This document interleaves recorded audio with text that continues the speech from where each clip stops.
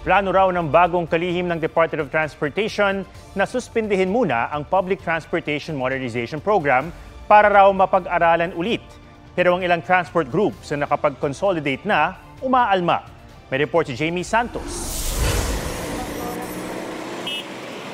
Karamihan sa mga jeepney drivers sa Quezon City Circle ay nag-consolidate na.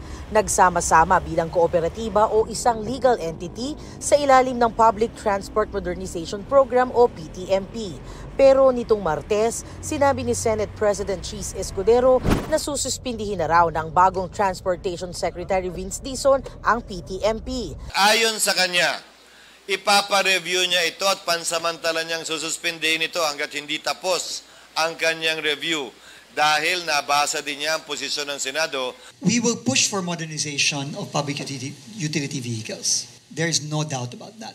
But we need to address issues, practical, pragmatic issues that affect our operators and our drivers. That is a major issue. We cannot just impose this on them unilaterally. Kaya may ilang driver na nalilito na sa tila urong-sulong na programa. Wala tayong magawa dyan, Ma'am. Yung gusto nila eh. Hindi naman din talaga, bago-bago naman talaga. Mas maganda naman po na para tuloy-tuloy rin po yung paghahanap buhay namin. Kasi pagka mahirap, pagka mawala po kami ng trabaho. Ang transport groups na Tindig Calabarzon at AKAPMO o Alyansa ng mga Kooperatiba at Korporasyon para sa Modernisasyon, hindi sang-ayon na pansamantalang suspindihin ang Public Transport Modernization Program.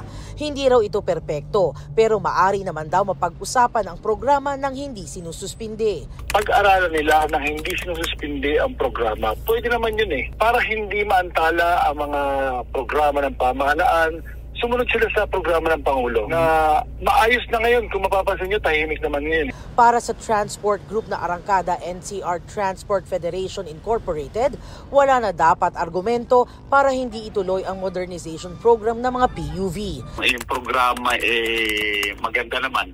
Bakit kailangan nating suspindihin? Papunta tayo sa pag-unlad ng ating transportasyon, tapos suspindihin natin. Anong klaseng gobyerno meron tayo kung ganon ang laging nating kaisipan? Sumulat na raw ang dalawang transport group sa tanggapan ni Secretary Dizon para iparinig ang kanilang panig.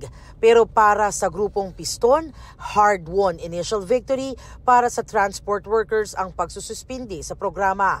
Hindi raw sila titigil hanggat hindi nababasura ang modernization.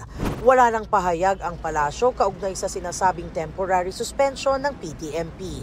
Jamie Santos, nagbabalita para sa GMA Integrated News. Huwag magpahuli sa mga balitang dapat niyong malaman. Mag-subscribe na sa GMA Integrated News sa YouTube.